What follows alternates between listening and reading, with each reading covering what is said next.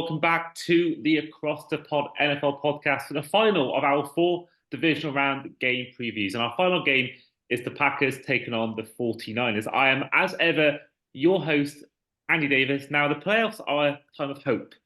We've got two hopes with us. We've got Paul Hope and Ollie Pope. First of all, Paul, how are you? You know me, Andy. Purdy good, especially in the playoffs, buddy. You said this last one against the Eagles. Look how that turned out. So, yeah, but you No, said it for I the other games, I suppose. I didn't say it for the Eagles, and then Oh, when that's right. you, You didn't say it. That's right. Yeah. so I remembered this year when Andy invites you back on, stick to your catchphrase, which is we're Purdy good as 49ers fans. Great stuff. And also joining us back to the show today is third and longs Ollie Hope. Ollie, how are you? I am great, thank you. Looking forward to this weekend. I think there's four very good matchups, and hopefully by Sunday morning we'll have a lot of happy Niners fans. Yeah, this is going to be the second of two games on Saturday. It is a late game for those UK fans. Now, like the Buccaneers Eagles game last week, this is the one we've got where it's one-sided. Unfortunately, both Packers fans, Ash and Adam, couldn't make the podcast today. So we have gone for a 49ers heavy episode. So two 49ers fans with us.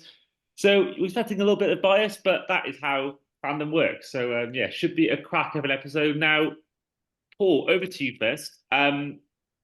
We saw the Packers give the Cowboys a pacing, really. It gave them a massive, massive demolishing.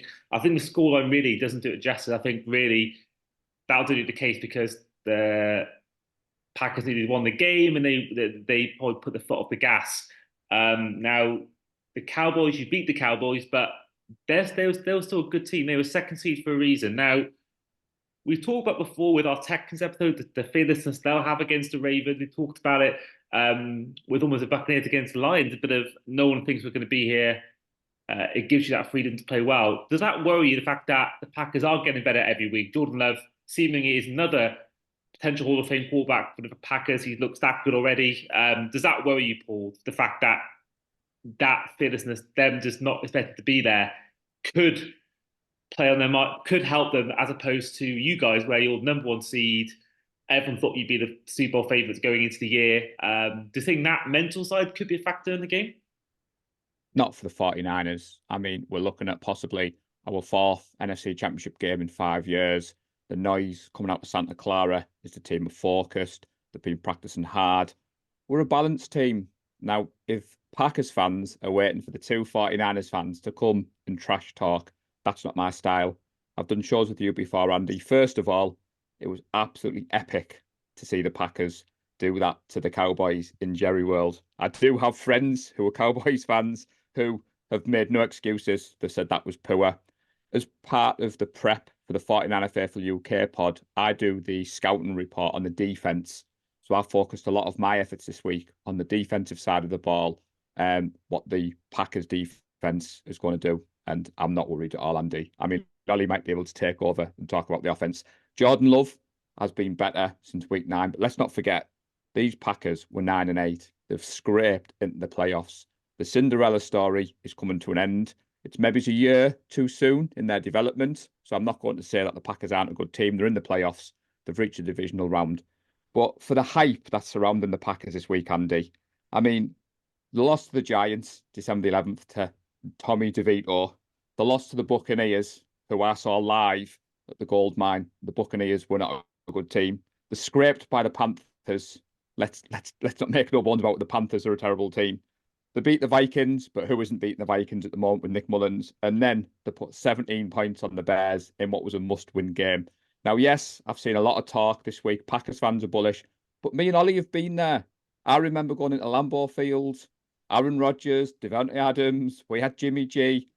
They didn't score an offensive touchdown. And we won that game 13-10. And I still remember leaping around my front room at Robbie Gould scoring that last winning field goal. The Niners, when they're rested, go look at the records. Once we're well rested, we play well. I'm not even worried about the weather, Andy. I just think that this is going to be a convincing victory. I went for 31-20 on the 49er Faithful UK pod. I know all the talking heads are gone for the 49ers, and some Packers fans are saying they did that against the Cowboys. But Kyle Shanahan is not Mike McCarthy. Christian McCaffrey, Deebo Samuel, Brandon Ayuk, George Kittle. Brock Purdy. And I'm going to leave some names on the defensive side for my good friend Ollie, because we are the #1 seed. And I have been a fan for 10 years. And I'm not going to make no bones about being confident. We are the best team in the NFL, in my eyes. What do you reckon, Ollie? Do you think I've come on a little bit too somber? Do you think I need to raise it a level? I like what you're saying, and I'll go on to the offensive side as you covered the defensive side. The Packers are very young offensively. I mean, Jordan Love, I think he's in his third year, but it's his first year starting. Christian Watson, second year player. Romeo Dobbs, second year player. Jalen Reed, first year player. Musgrave, Kraft, all rookies. So although they're good, I worry about their lack of experience in the playoffs. And if you want to look at their game against the Cowboys, we also absolutely pasted the Cowboys too in week 4.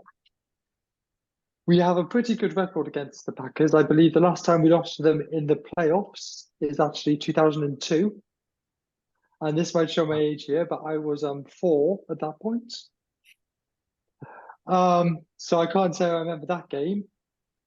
But since then, all we've done is beat the Packers. And also, Shanahan has a pretty good record against his coaching tree, because we usually beat McVay, we beat Mike McDaniels, we beaten LaFleur. As you were saying, the 2019 game, if I recall, that was also prime time on a Saturday at Lambeau Field when we won 13-10.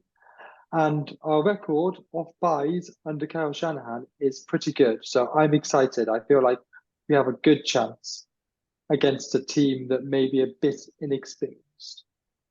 Now, I have to ask this question because we talked about Lamar Jackson not having the best postseason performance or best record. We talked about maybe Tua and Dak not being that good in the postseason compared to the regular season. And I think we talked about, on the other hand, CJ Stroud not having, basically looking like a pro and looking elite in just one playoff game. Now, Brock Purdy's playoff stats from last year, I'm going to bring them out to you. So obviously we don't take into account the Eagles game because that was injury, only had 4 completions, 4 attempts. Seahawks game, fair enough. He did have 3 touchdowns, 0 picks, over 300 yards. But that Dallas game didn't have a single touchdown or pick and had 214 yards. Now, I don't think we can probably sit here and say Purdy is the reason you win games. And I think that you look at likes of McCaffrey, Debo, Ayuk, Kittle. I think you guys have got enough there to win this game. I think even if Purdy isn't great, but is that something that potentially worries you, whether it's against the Ravens or the Bills or the Chiefs or even against the Lions? The fact that he has a tendency, especially when he's maybe throws 1 pick, he can then go and throw maybe a few more. And I think obviously due to the team he's got, he's not really had to too many times had to go from being behind to win a game. But does that worry the fact that maybe he isn't the best quarterback? He's the game manager, you could argue. And does that worry the fact that he hasn't exactly been the reason he's won games? So when it comes up against a good team, chipped down, does he worry the fact that he hasn't yet maybe proved that he's been the reason why you've won games? Paul, we'll go to you first. It's every 49ers fan. Me and Ollie are probably both thinking the same thing. We're sat here thinking, what more does Brock Purdy need to do? You mentioned that game against the Cowboys. And yeah, Purdy wasn't perfect, but we won the game. And sometimes you need to see that from your quarterback. Now, I'm not going to say that he's up there with Lamar Jackson, with Patrick Mahomes. I'd even seen a tweet yesterday, Andy, which said Mahomes was over the hill, was past it. Out of all the quarterbacks left, Mahomes is the one that worries me because he's got that pedigree. But we're looking at Jordan Love in his first postseason. He went into Jerry World. Every quarterback wins in Jerry World. So, we can discount that. The Cowboys fans are going to be throwing stuff at the screen. I get that. But like you said, Jordan Love is older than Purdy, but Purdy's more experienced. Look at the stats, whatever metric you look at Brock Purdy this season, he's proven it. Game manager, dink and dunk. He's actually the NFL's best at explosive down the field plays. And I hope the Packers are going to try and go him into that. Their linebackers are not Fred Warner. Their linebackers are not the Ravens linebackers. The middle of the field is where Brock Purdy is going to eat. We are a balanced team. You're right. The 49ers don't need Brock Purdy to be Superman. And I think that's been the problem in some of his worst performances. He's come out and said against the Ravens, try to do a little bit too much. The 4 interceptions, which is a stick people beat him with. Other great quarterbacks have had interceptions. If you go back and watch the tape, there's only one that I'm really putting on Brock. The others were freak, which can happen in the NFL. But the Niners are a well-balanced team. We run the ball 48.73% of the time. We pass it 51.27%. Brock Purdy's command of this offense, his presence in the pocket. I always chuckle. Go back and watch Purdy against your Miami Dolphins last year when he got You really thrown got to bring into that up. the You thick really of got the to bring action. that up on this podcast. Well, it's relevant to mine and your story. So my good friend Lee Gowland was out at Levi's, and when Jimmy went down injured, Lee texted me and was like, "I'm going for a beer. The season's done." And Brock Purdy looked nervy when he first come in. He was trying to escape out the pocket like most college athletes do. Your two edge rushers met him. There was a couple of times, both sides. I was like, "Oh, Brock, just throw the ball away." And when I did my pod, I was critical of him escaping the pocket. And then against the Buccaneers, he bounced back and he showed pocket presence. And every kind of hurdle that's been put in Brock's way, he's overcome it. Now, you don't believe me? Go listen to Steve Young. Go listen to Trent Williams. Go listen to Christian McCaffrey. Go listen to Kyle Shanahan, who, dare I say, knows a lot more about football than me. But no, I'm not worried. I mean, the knock on the Niners is we're built to win. And if we go behind, can Brock bring it back? Personally, I don't want to see that theory put to the test. I want to see my Niners come out, all guns blazing, establish the run, take the lead. But he's the best quarterback that we've had in a number of years. And it's not a knock on Jimmy. I was a big Jimmy fan, but we've got the evidence on the game tape now. It's not just one game, it's not just two games. This kid, Mr. Irrelevant, is Mr. Relevant. And I don't know what more I can say. I mean, you can chime at this point, Ollie, because Brock Purdy for me is proving he's the real deal. What do you reckon, buddy? I mean, I agree with you. And just every problem that Brock's had, every hurdle he's had to overcome, I feel like he's learned from. So that Ravens game, he's learned from it. That Browns game, playing in the rain, he's learned from it. Like, yes, it's going to be raining in Santa Clara, but I'm not worried about that, just like you said. It's funny you brought up the linebackers because I had a stat that this year is the worst ever year for the Packers linebacker in terms of coverage. So I think middle of the field, McCaffrey and Kittle are both primed for a big game. That's why I'm wearing my McCaffrey shirt today. Nice. So again, I'm a big fan of Brock Purdy. I think that people calling me a game manager is really short selling him. I think he's more than that, and I'm not worried about him. The part of the Niners team that I am a bit worried about is our secondary because I love Lenore, I love Javarius Ward, but Ambry Thomas does worry me.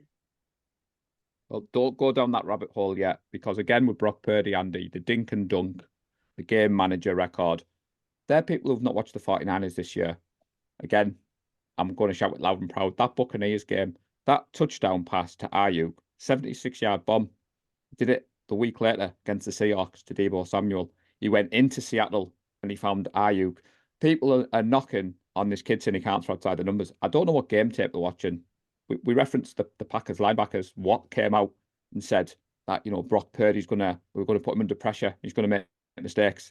Don't know what game tape he's watching, because Brock Purdy is the number one quarterback in the NFL, facing the blitz and facing the pressure. So when people are coming on saying, "Oh, are you worried, Paul?" I'm like, why would I be worried? We're the number one seed in the AFC for a reason. We've had that extra week's rest. And he gets better and better for me. I don't know about you, Andy. Are you still to be convinced then? Are you telling us that No, he's not I quite up there in your eyes? No, I mean, I would take him over two in a heartbeat. If I had a choice of two or Brock Purdy, it's Brock Purdy all along. I've spoken a lot on this podcast about my thoughts on Tua, and I would take Brock Purdy in a heartbeat. And they're looking at the stats now. I mean, the stats don't lie. 31 touchdowns, 11 picks. And I do think, in a way, it's almost he's been hindered by his team around him because he has got Kittle, he's got these great players. I think almost that becomes almost a little bit of a sticking point for him because people will just automatically point to that, and I have done. And I do think he's good. I don't think he's yet to be great, but to give him credit, he's still a young quarterback. Now, one thing I've actually realised within literally looking at the picture now, he looks exactly like my barber, my hairdresser in my where I live. Imagine Brock Purdy with glasses and a lot of tattoos. That's my barber, basically. It's literally. I really realised this now. It's fitting image. It's quite crazy, but yeah, for me, I think Purdy. I think the team we've got. I don't think Purdy needs to be maybe elite because you look at Ravens teams in the past when they've won Super Bowls. Trent Dilfer, Joe Flacco haven't exactly been great quarterback, but their team around him is one on game. I think even the Lions, I don't think Goff is the best quarterback in the world, but when you've got a great O-line, you've got a good running game in Montgomery and Gibbs, you've got a good receiving core and a good defense. That makes all the difference. And I think that with Purdy, as long as he's not below average, I think that's absolutely fine because as long as he's not throwing picks away, you've got the best lineman I've ever seen in my lifetime, Trent Williams. You've got, the second best tight end in the league in George Kittle. You've got one of the best receiving calls in Kittle, in Ayuk, Samuel, and all the rest. And I think that it's obviously McCaffrey. So, and the defense as well. I mean, the defense is electric. So for me, I think this is why, again, I've got Niners winning the whole thing. I've had it since week 4.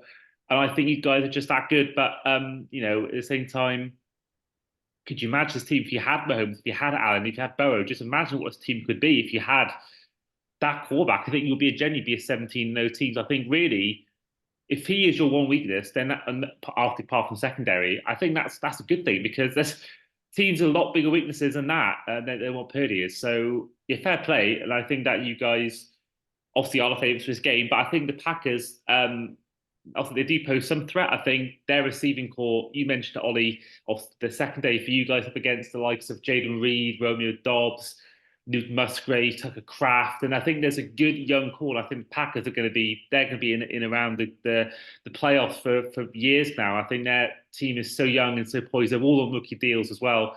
I think watch out for them next year when it comes to the playoffs.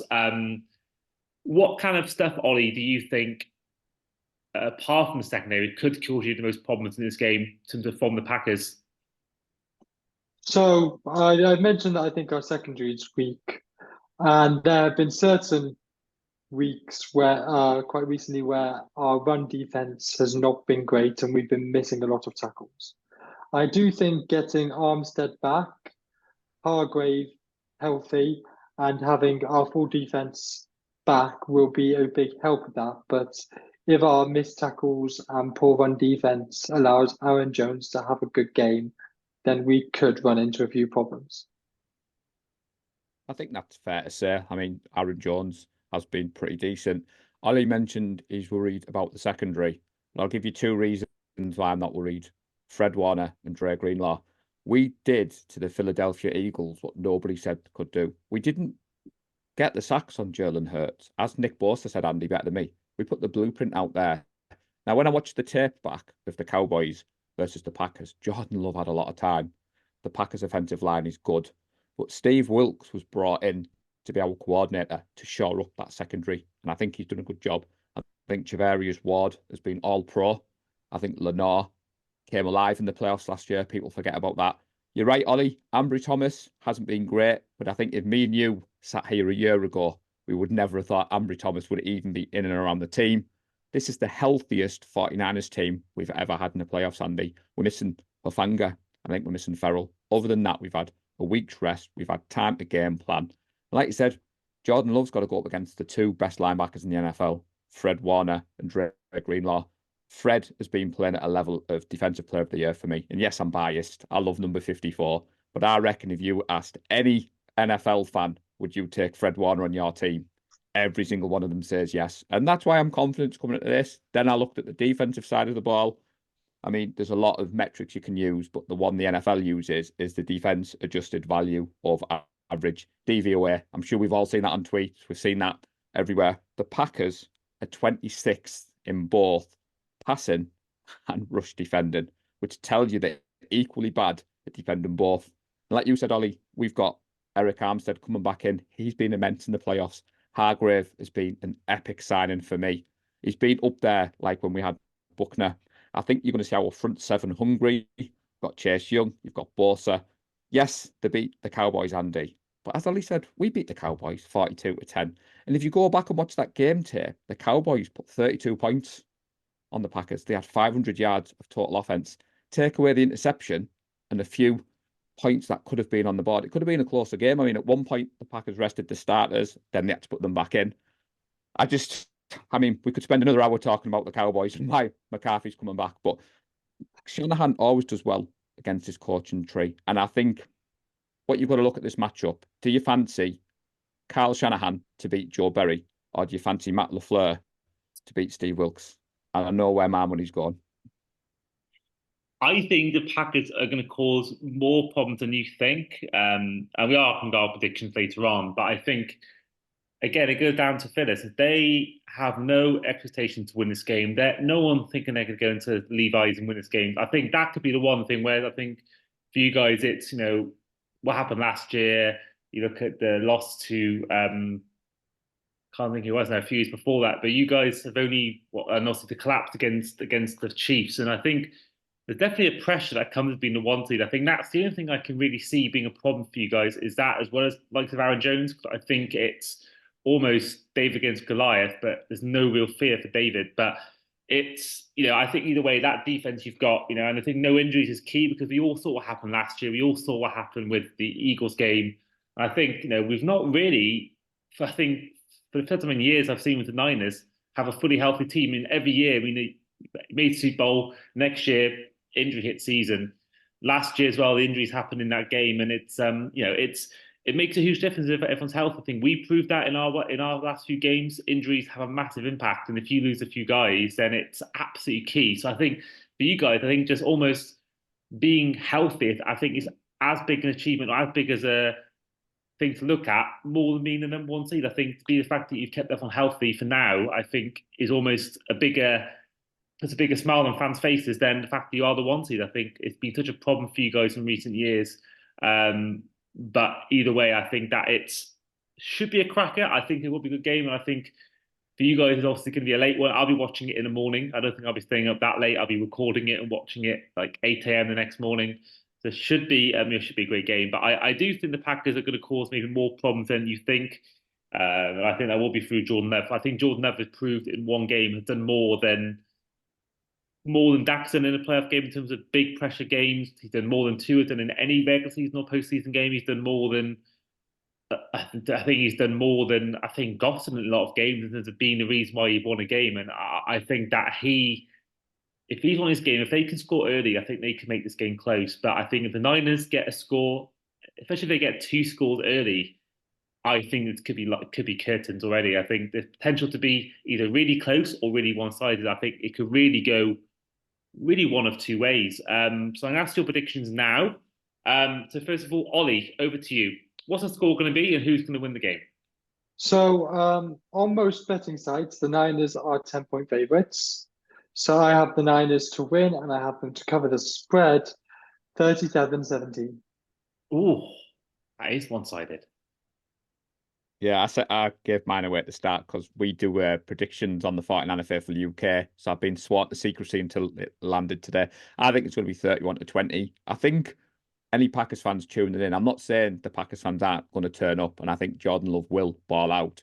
I'm just looking at our defense and our offense. Just before you finish off, the Cowboys last week defending against that 12 personnel that the Packers ran. Why did Dan Quinn just not change his defense up? You look at the stats there. Against 12 personnel, the Cowboys were giving up 8.5 yards per play, and they just didn't do anything. You look at the same metric, the 49ers, we only give up 4.1 yards per play. We're fourth in the NFL against that kind of offense, Andy. And yes, Jordan Love has done better. And it's going to be a good test for him. I'll be the first person to come on your show next week if Jordan Love outperforms and plays. You know that. I didn't hide last year when we lost to the Eagles game. First and foremost, I'm a fan of the NFL. I love connecting with other fans around the league. And I will be the first to give the Packers the props. But I think this is going to be the Christian McCaffrey game. Ollie's got his 23 on. I've got mine hung up there. Christian McCaffrey is going to have 150 yards on the ground. He's going to have 2 rushing touchdowns. And what you've got to forget, that McCaffrey isn't just a running back. In an empty backfield, the Niners are the best offense in the league.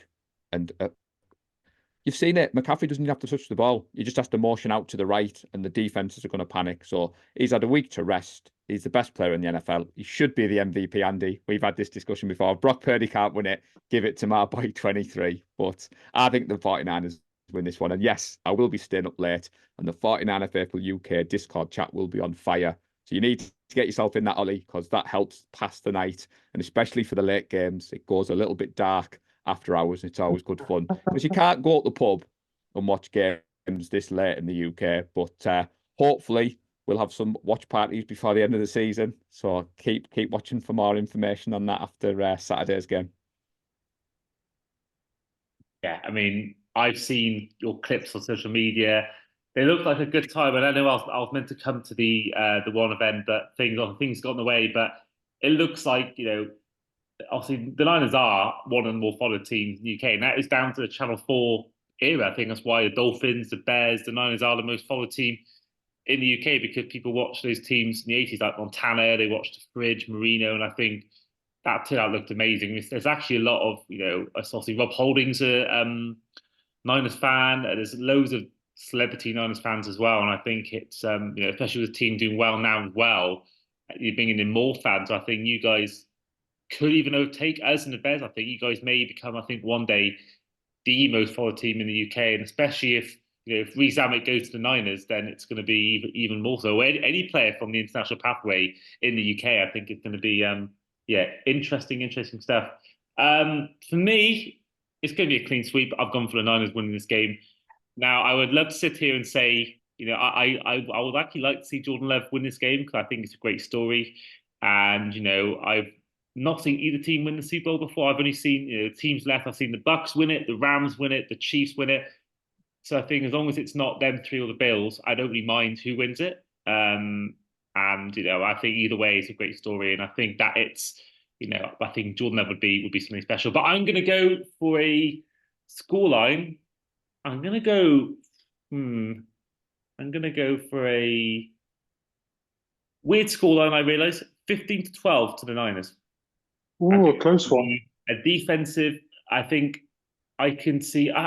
Then again, I can see the Niners scoring points on the Packers. So for me, it'll either be 15-12, or maybe it'll be something like 27-18, or something like that. I think it be that sort of scoreline.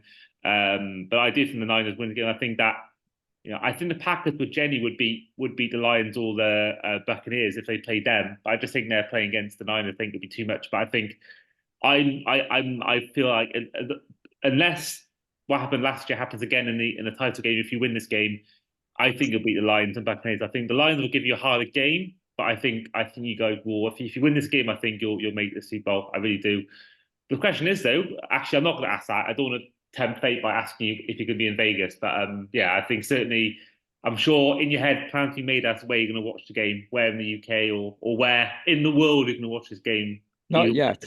No, it's It's weird, too early Andy. for that. Yeah, too early for It's that. weird because I don't know about you, Ollie, but I always plan where I'm watching the Super Bowl at the start of the year. Before we finish off, in 2019, we'd booked the 49er Faithful UK at Newcastle watch party. We normally get 10 or 20 people. And that was the year where we went to the Super Bowl, and we were like geniuses because we'd booked this party at the start of the season. Obviously, we all know how that ended, but given our links with the organisation and the watch parties, we've got no plans. We're not jinxing anything. We're literally taking each game as it comes. But I like what you did there, Andy. All episode you've been saying to me and Ollie, oh, the Packers are coming to play. You're being too bullish. And then he comes in with this scoreline. He's like, boom, 50 burger. The Niners are putting 50 points on there. What I will say to people listening is on the 49er Faithful UK Prediction League, I'm the only one out of the four of us that's had 100% success rate, as in I got one score right this year, which was against the Seahawks, and I've been there or thereabouts. So I'm top of our leaderboard. So my scores are normally quite on the money, Andy. Not that I advocate gambling, but my scores are normally there or thereabouts. Well, of course, Well, you led our predictions last year, didn't you? You were the one that led the predictions last year. So I think you've got an eye for the scores. in the third and long prediction league, I'm third. We don't predict scores though. We don't predict scores. We just predict results. And I am third out of four, yes, but I am hot on the heels of the other two. You need to listen to my show first, Ollie, then do the third and long podcast, because I know you boys have reached out. And so for context, Andy, Ollie is part of our group. So he's part of the 49er Faithful UK. We know he does his own stuff. I know he's chatted with the President Lee Gowland recently. We're keen to promote other people's stuff. You've seen me, Andy, on social media. Once you get me on your show, I'm a big supporter of all the others out there. Yeah. So we do have a bit of a reach. The Niners fan base is growing. So Ollie's team have reached out. I've watched their stuff in recent weeks. I've been in the chats. So it's just interesting because I tend to do a lot of the shows with Niners fans, Ollie's, but obviously yours isn't just Niners related. So it's quite good to get a different perspective. Though I don't know how you went on the show with a Ravens fan after Christmas Day, but that's maybe for another podcast. I mean, 50% of the posts on the Third and Long podcast are Niners fans, but it does get a bit Niners heavy occasionally. But yes, having a Ravens and a Patriots fan can keep you a bit grounded. And we'll just clarify, I'm not Ollie's dad. I'm old enough to be his dad, but I'm not his dad, and we're not related, but we've got the same taste in NFL teams. Yes. Well, funny, I remember I was in SoFi. I went to Dolphins Chargers last season, and I saw a guy in a Dolphins jersey with Davis on the back. I just couldn't believe I'd seen it in America, spelt the Welsh way as well. I just couldn't believe that. I was all the way in LA, and I saw someone with my surname and my favorite number on the back of their shirt. It was just that I found that spooky. Even though it's a very popular name in the world, but a surname. But either way, to see that in America when they always spell it without the E, I was surprised by that. I'm guessing he's British. I don't know if you are listening to this podcast. This guy, if you were wearing Davis 13 in a Dolphins jersey, let me know. We can link up. But yeah, I think it's funny when I did think at one point when I first came across you, Ollie, then I knew your name was Hope. I'm like, does he know Paul? Is he Paul uncle? Is he Paul's uncle? Are they father and son? It's and the accents are sort of similar. I think different in some way because you're sort of Boltonish area, aren't you, Ollie? And then Paul, you're like sort of near Middlesbrough sort of area. So it's sort of different parts of the world, but I can hear slight similarities. Yeah. I'm from Bolton, but I do now live in the southwest in Bath. Oh, right, so Yeah. very different part of the UK. When you Yeah. listen to our show, you've got a Frenchman, you've got a Teessider, you've got a Sunderland fan, and you've got a Welshman. So sometimes the American contingent do need translating. And when we went over to the gold mine, there was obviously a mix of everyone from the UK. So that was awesome. But I know we haven't got long left, Andy, but I do want to say that I am a follower of what you're doing. I love the stuff that you're doing on social media. And anytime you reach out, I do appreciate you moving stuff around because we've No tried problem. all week, Ollie, to get stuff on there. And this was a nice surprise for me because I thought I was coming on with a Packers fan. So I was going to lower my kind of bullish talk about 49ers. But as soon as you see another Niners fan, it's like, no, we are the San Francisco 49ers with the number one seed and we're going to win on Saturday night. Yeah, I can't agree more. Thank you again for having me on, Andy. It's nice to be on for a third time this season. Well, pleasure having you on, and it's I'll be looking to have you both on again next week if you do win.